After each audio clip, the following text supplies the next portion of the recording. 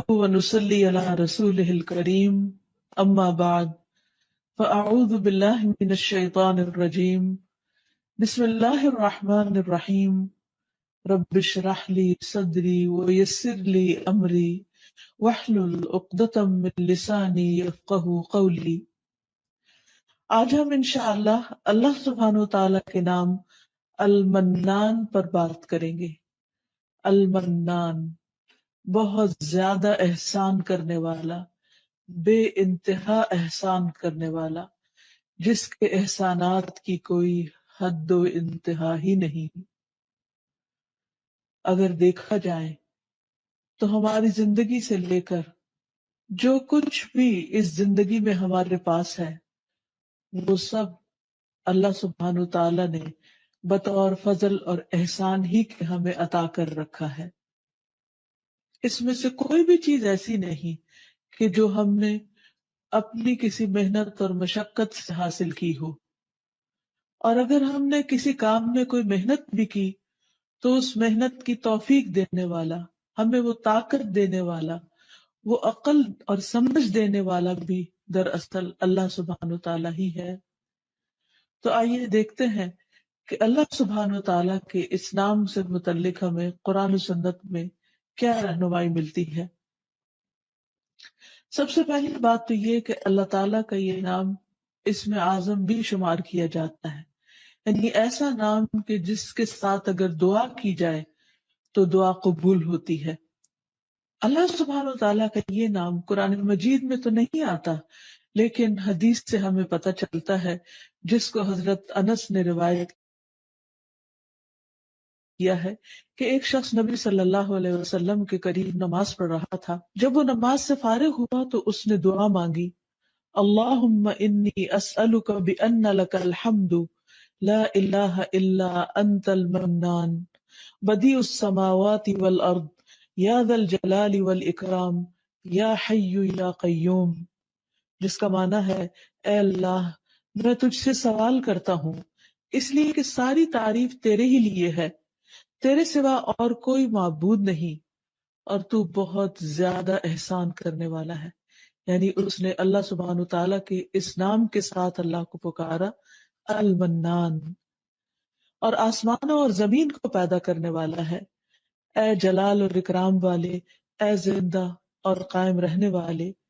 یہ سن کر نبی صلی اللہ علیہ وسلم نے فرمایا کہ اس نے اللہ تعالیٰ کے اس عظیم نام کے ساتھ دعا کی ہے کہ جب اس کے حوالے سے دعا مانگی جائے تو وہ دعا قبول کی جاتی ہے، کوئی سوال کیا جائے تو وہ عطا کیا جاتا ہے، یعنی جو کچھ انسان مانگتا ہے اس کو ملتا ہے۔ اگر ہم اپنے چاروں طرف غور کریں تو جتنی بھی نعمتیں ہمیں نظر آتی ہیں وہ دراصل سب کی سب اللہ سبحانہ تعالیٰ کا ہم سب پر احسان ہے۔ ان میں سب سے پہلی نعمت زندگی کی نعمت ہے۔ قرآن مجید میں اللہ تعالیٰ فرماتے ہیں، وَهُوَ الَّذِي أَحْيَاكُمْ ثُمَّ يُمِيتُكُمْ ثُمَّ يُحْيِيكُمْ إِنَّ الْإِنسَانَ لَكَفُورٌ، وہی تو ہے جس نے تمہیں زندگی دی، پھر تمہیں موت دے گا، پھر تمہیں زندہ کرے گا، بے شک انسان یقیناً بہت ناشکرا ہے۔ یعنی اللہ تعالیٰ نے اس کو زندگی دی اور وہ زندگی دینے والے ہی کا شکر ادا نہیں کرتا، اسی کا وفادار نہیں بنتا، اسی کا اطاعت گزار نہیں بنتا۔ پھر اس کے بعد جسم کی شکل میں جو نعمت ہمیں ملی، سارے کے سارے اعضاء، ان میں سے ایک چھوٹے سے چھوٹے بال سے لے کر ایک بڑی سے بڑی ہڈی تک، سب کچھ اللہ ہی کا دیا ہوا ہے۔ اگر ان میں سے کوئی ایک چیز اللہ تعالی نہ بنائے ہمارے لیے تو ہم خود اس کو بنانے والے نہیں، اور دنیا بھر بھی مل کر اس جیسی کوئی چیز بنا نہیں سکتا۔ مصنوعی اعضاء لگائے جاتے ہیں، مصنوعی دانت لگائے جاتے ہیں، لیکن اصل اور نقل کا کوئی مقابلہ نہیں۔ جہاں تک آنکھ، کان اور دل کی نعمت کا تعلق ہے تو اسے خاص طور پر قرآن مجید میں منشن کیا گیا ہے۔ فرمایا، قُلْ هُوَ الَّذِي أَنشَأَكُمْ وَجَعَلَ لَكُمُ السَّمْعَ وَالْأَبْصَارَ وَالْأَفْئِدَةَ قَلِيلًا مَا تَشْكُرُونَ، آپ ان سے کہیے کہ اللہ ہی ہے جس نے تمہیں پیدا کیا اور تمہارے کان آنکھیں اور دل بنائے مگر تم کم ہی شکر ادا کرتے ہو۔ اسی طرح جسمانی صحت عطا کرنے والا بھی اللہ تعالیٰ ہی ہے۔ نبی صلی اللہ علیہ وسلم فرماتے ہیں کہ دو نعمتیں ایسی ہیں کہ جن کے بارے میں بہت سے لوگ دھوکے میں ہیں اور خسارے میں ہیں، ان میں سے ایک صحت اور دوسری فراغت، کہ انسان ان نعمتوں سے، اللہ تعالیٰ کے ان احسانات سے صحیح فائدہ نہیں اٹھاتا۔ پھر اسی طرح اللہ تعالیٰ نے ہمیں رہنے کے لیے گھر دیے اور ان گھروں کو باعث سکون بنایا۔ ہم دیکھتے ہیں کہ جانوروں کے پاس بھی گھر ہوتے ہیں، لیکن کہاں ان کے گھر اور کہاں انسانوں کے گھر۔ یہ اللہ سبحانہ وتعالیٰ کا کتنا بڑا احسان ہے کہ اس نے انسان کے لیے ایک خاندان بنایا اور پھر اس خاندان کو اکٹھا مل کر رہنے کے لیے جگہ عطا کی، سفر میں بھی اور حضر میں بھی کیسے کیسے بہترین انتظامات فرمائے۔ ارشاد باری تعالیٰ ہے، واللہ جعل لکم من بیوتکم سکنا وجعل لکم من جلود الانعام بیوتا تستخفونها یوم ظعنکم ویوم اقامتکم ومن اصوافها واوبارها واشعارها اثاثا ومتاعا الی حین۔ اللہ نے تمہارے لیے تمہارے گھروں کو جائے سکون بنایا اور چوپایوں کی کھالوں سے تمہارے لیے ایسے گھر یعنی خیمے بنائے جنہیں تم نقل مکانی اور قیام دونوں حالتوں میں ہلکا پاتے ہو، یعنی ہلکے پھلکے گھر ہیں تمہارے، اور ان کی اون، پشم اور بالوں سے تمہارے لیے گھر کا سامان اور کچھ مدت کے لیے معیشت کا ذریعہ بنایا۔ یعنی اللہ تعالیٰ نے جانوروں کے ذریعے تم پر بے شمار احسانات کیے کہ ان کا گوشت بھی کھاتے ہو، ان کا دودھ بھی پیتے ہو، اور ان کی ہڈیوں کو بھی استعمال کرتے ہو، اور ان کی کھالوں کو بھی، اور ان کے بالوں کو بھی، اور اون کو، ان ساری چیزوں کو تم اپنی ضروریات زندگی میں استعمال کرتے ہو۔ یہ سب کچھ کس نے پیدا کیا؟ اور ایک جانور کے اندر اتنی بے شمار چیزیں انسان کے فائدے کے لیے، اور پھر کچھ جانوروں پر سواری کا انتظام بھی کیا، اور ایسی ایسی جگہوں تک انسان کو پہنچایا جہاں انسان اگر خود اور اپنا سامان سر پہ اٹھا کے جاتا تو سخت مشقت میں پڑ جاتا۔ اسی لیے سواریوں کا بطور خاص ذکر کرتے ہوئے اللہ کا شکر ادا کرنے کو کہا گیا، وَالَّذِي خَلَقَ الْأَزْوَاجَ كُلَّهَا وَجَعَلَ لَكُم مِّنَ الْفُلْكِ وَالْأَنْعَامِ مَا تَرْكَبُونَ لِتَسْتَوُوا عَلَى ظُهُورِهِ ثُمَّ تَذْكُرُوا نِعْمَةَ رَبِّكُمْ إِذَا اسْتَوَيْتُمْ عَلَيْهِ وَتَقُولُوا سُبْحَانَ الَّذِي سَخَّرَ لَنَا هَذَا وَمَا كُنَّا لَهُ مُقْرِنِينَ وَإِنَّا إِلَىٰ رَبِّنَا لَمُنقَلِبُونَ۔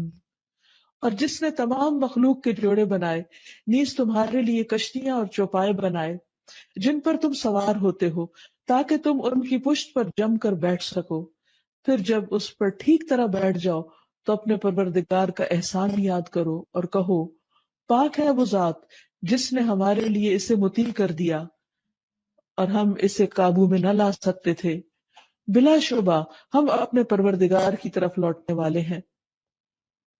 یعنی انسان جب ان جانوروں پر بیٹھے اور سواری کرے تو خصوصاً اللہ تعالیٰ کا شکر ادا کرے۔ پھر اسی طرح سمندر میں اس نے کشتیاں چلائیں تاکہ وہاں بھی انسان اپنے دنیا کے کام کاج کے لیے ایک علاقے سے دوسرے علاقے تک بسہولت سفر کر سکے، اور اس پر بیٹھ کر بھی دعا سکھائی کہ سبحان الذی سخر لنا ھذا وما كنا له مقرنین وانا الی ربنا لمنقلبون۔ تو حقیقت یہ ہے کہ یہ تمام چیزیں پیدا کرنے والا بھی اللہ ہے اور انسان کو عقل دینے والا بھی وہی ہے۔ یہ سراسر اس کا احسان ہی تو ہے۔ پھر اسی طرح زندگی کو باقی رکھنے کے لیے، قائم رکھنے کے لیے کھانے پینے کے انتظامات فرمائے، حلال رزق عطا فرمایا۔ فرمایا فَكُلُوا مِمَّا رَزَقَكُمُ اللَّهُ حَلَالًا طَيِّبًا وَاشْكُرُوا نِعْمَةَ اللَّهِ إِن كُنتُمْ إِيَّاهُ تَعْبُدُونَ۔ بس اللہ نے جو تمہیں حلال اور پاکیزہ رزق دیا ہے اسے کھاؤ، اگر تم اسی کی بندگی کرنے والے ہو تو تم اللہ کی نعمت کا شکر ادا کرو۔ گویا کھانا بھی عبادت ہے اگر انسان اس کو کھانے کے بعد اللہ تعالیٰ کا شکر ادا کرتا ہے۔ یہ اللہ تعالیٰ کی کتنی بڑی رحمت ہے، کتنی بڑی عنایت ہے، اور کتنا بڑا احسان ہے کہ وہ ہمیں کھلا کر بھی خوش کرتا ہے، اور پھر اس کے بعد جب ہم شکر ادا کرتے ہیں تو نعمت میں مزید اضافہ بھی کرتا ہے۔ پھر اسی طرح آسمان اور زمین سے اس نے رزق کے دروازے کھول دیے ہیں، اور صرف کھانے پینے کی شکل میں نہیں، بے پناہ چیزیں اس نے انسان کے لیے پیدا کی کہ جن کو انسان گننا چاہے تو گن نہیں سکتا۔